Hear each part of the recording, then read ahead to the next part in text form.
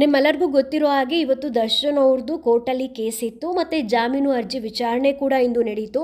ಇದೇ ಒಂದು ಸಂದರ್ಭದಲ್ಲಿ ದರ್ಶನ್ ಅವರ ಪರವಾಗಿ ಸಿ.ವಿ. ನಾಗೇಶ್ ಅವರು ಹಿರಿಯ ವಕೀಲರು ಬಂದು ವಾದ ಮಂಡನೆ ಮಾಡಿರುವಂತಹದ್ದು. ಅದರಲ್ಲಿ ಒಂದಷ್ಟು ಮೇನ್ ಪಾಯಿಂಟ್ಗಳನ್ನ ಹೇಳಿದ್ದಾರೆ. ಈಗಾಗಲೇ ಸಿ.ವಿ. ನಾಗೇಶ್ ಅವರು ವಾದ ಮಂಡನೆ ಮಾಡಿ ಮುಗಿಸಿದ್ದಾರೆ, ಅಂದರೆ ಇವತ್ತೊಂದು ಮುಗಿಸಿದ್ದಾರೆ. ಆದರೆ ನಾನು ಕಂಪ್ಲೀಟಾಗಿ ಮುಗಿಸಿದ್ದೀನಿ ಅಂತಲೂ ಅವ್ರು ಹೇಳಿಲ್ಲ. ಸೊ ಈ ಕೇಸ್ನ ಮತ್ತೆ ನಾಳೆಗೆ ಮುಂದೂಡಿದ್ದಾರೆ. ಮತ್ತೆ ನಾಳೆ ಸಿ.ವಿ. ನಾಗೇಶ್ ಅವರು ವಾದ ಮಂಡನೆಯನ್ನು ಮುಂದುವರಿಸ್ಬೋದು. ಇಲ್ಲ ಅಂತಂದರೆ ಅದಕ್ಕೆ ಆಪೋಸಿಟಾಗಿ SPPA ಅವರು ಕೂಡ ಆಕ್ಷೇಪಣೆಯನ್ನು ಸಲ್ಲಿಸ್ಬೋದು. ಇದು ನಾಳೆದು. ಸೊ ನಾಳೆ ಮತ್ತೆ ಮಧ್ಯಾಹ್ನದ ಮೇಲೇ ಈ ಕೇಸ್ ಇರುತ್ತೆ. ಸೊ ಇವತ್ತು ಕೇಸಲ್ಲಿ ಏನೇನಾಯಿತು, ಯಾವುದು ಮೇಜರಾಗಿ ಹೇಳಿದ್ರು ಅಂತ ಇವಾಗ ನಾನು ತುಂಬ ದಿನದಿಂದನೇ ಹೇಳಿದೆ. ಇವಾಗ ಆರೋಪಿ ಕೇಳಿದ್ರೆ ಅವರೇ ಒಂದು ಕತೆ ಹೇಳ್ತಾರೆ, ಪೊಲೀಸವ್ರು ಕೇಳಿದ್ರೆ ಅವರೇ ಒಂದು ಕತೆ ಹೇಳ್ತಾರೆ. ಅದೇ ರೀತಿ ನೀವು ಮಾಧ್ಯಮದವರೇ ಇನ್ನೊಂದು ಕತೆ ಹೇಳಿರ್ತಾರೆ ಅಂತ. ಅದೇ ರೀತಿ ಕೋರ್ಟಲ್ಲೂ ಕೂಡ ಇವಾಗ ಸಿ.ವಿ. ನಾಗೇಶ್ ಅವರು ವಾದ ಮಾಡಬೇಕಾದ್ರೆ ಹೇಳ್ತಾರೆ ಇದೆಲ್ಲವೂ ಕೂಡ ಸುಳ್ಳು, ಕಪೋಕಲ್ಪಿತ ಇದು ಅನ್ನೋದನ್ನು ಮೆನ್ಷನ್ ಮಾಡ್ತಾರೆ ಅವರು.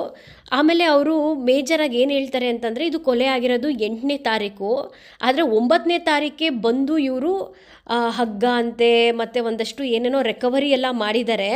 ಬಟ್ ಇವ್ರನ್ನ ಅರೆಸ್ಟ್ ಮಾಡಿರೋದು 11, ಕೋರ್ಟಿಗೆ ಪ್ರೊಡ್ಯೂಸ್ ಮಾಡಿರೋದು 12ನೇ ತಾರೀಕು. ಸೊ ಇದು ಯಾಕೆ ಇಷ್ಟು ಗ್ಯಾಪ್ ಯಾಕೆ ಆಯಿತು?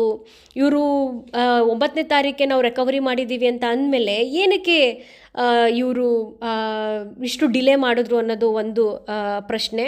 ಆಮೇಲೆ ಇನ್ನೊಂದೇನು ಅಂತಂದರೆ ಸುಪ್ರೀಂ ಕೋರ್ಟ್ದು 2 ರಿಕವರಿ ವಿಚಾರಕ್ಕೆ ಸಂಬಂಧಪಟ್ಟಂತೆ 2 ಜಡ್ಜ್ಮೆಂಟ್ಗಳನ್ನ ಮೆನ್ಷನ್ ಮಾಡಿ ಹೇಳ್ತಾರೆ. ಅದು ಯಾವುದೋ ಸಂಜಯ್ ವರ್ಸಸ್ ಸಮಥಿಂಗ್ ಮತ್ತು ಏನೋ 7979 ಅನ್ನೋ ಯಾವುದೋ ಕೇಸ್ ನಂಬರು, ಇದು ಕರೆಕ್ಟಾಗಿ ಗೊತ್ತಿಲ್ಲ ಹೆಸರುಗಳು.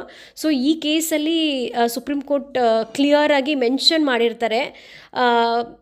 ಅದನ್ನು ಇವರು ಹೈಲೈಟ್ ಮಾಡಿ ಹೇಳ್ತಾರೆ.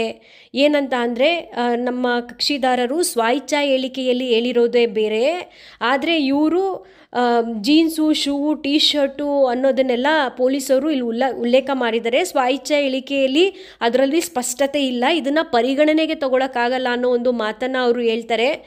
ಆಮೇಲೆ ಇನ್ನೊಂದೇನು ಅಂತಂದರೆ ಅದೇ ಇದು ಸುಪ್ರೀಂ ಕೋರ್ಟ್ ಪ್ರಕಾರ ಇದು ರಿಕವರಿಯ ಬಗ್ಗೆ ಸ್ಪಷ್ಟವಾಗಿ ಹೇಳಿದೆ.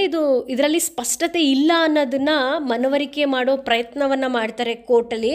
8ನೇ ತಾರೀಕು ಕೊಲೆ ಆಗುತ್ತೆ. ಆ ದಿನ ದರ್ಶನ್ ಅವ್ರು ಏನು ಡ್ರೆಸ್ ಹಾಕಿರ್ತಾರೋ ಅದನ್ನು 9ನೇ ತಾರೀಕು ವಾಶ್ ಮಾಡಿರ್ತಾರೆ, ಸರ್ಫ್ ಎಕ್ಸೆಲೆಲ್ಲ ಹಾಕಿ.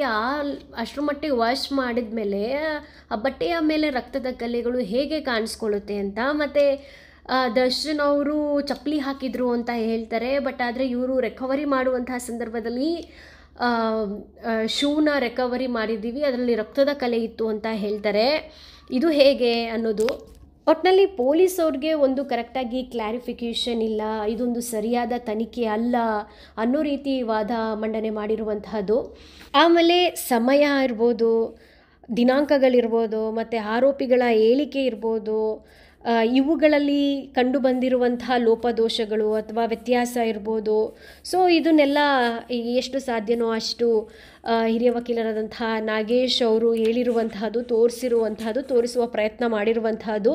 ಸೊ ಮತ್ತೆ ಕೋರ್ಟ್ ಕೇಸ್ ನಾಳೆಗೆ ಮುಂದೂಡಿದ್ದಾರೆ. ಮತ್ತು ನಾಳೆ ಕೂಡ ಕೋರ್ಟಲ್ಲಿ ಕೇಸ್ ನಡೆಯುತ್ತೆ ಇದು.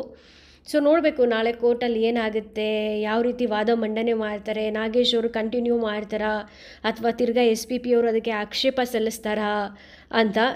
ಸೊ ನಾಳೆನೇ ಏನು ನನಗೆ ಗೊತ್ತಿರೋಂಗೆ ಬೇಲ್ ಕೊಡೋದು ಅದು ಎಲ್ಲ ನಾಳೆ ಆಗಲ್ಲ, ವಾದ ಹಿಂಗೆ ಮುಂದುವರಿಯುತ್ತೆ. ನೋಡೋಣ ನಾಳೆ ಏನಾಗುತ್ತೆ ಅನ್ನೋದ್ರ ಬಗ್ಗೆ ಮತ್ತೊಂದು ನಾನು ಸ್ಟೋರಿ ಮಾಡಿ ಹಾಕ್ತೀನಿ. ಎನಿವೇ ಇದಾಯಿತು ಈ ಕ್ಷಣದ ಅಪ್ಡೇಟ್ಸ್. ಇಷ್ಟ ಆದರೆ ಲೈಕ್ ಮಾಡಿ, ಮ್ಯಾಕ್ಸಿಮಮ್ ಶೇರ್ ಮಾಡಿ. ಧನ್ಯವಾದಗಳು.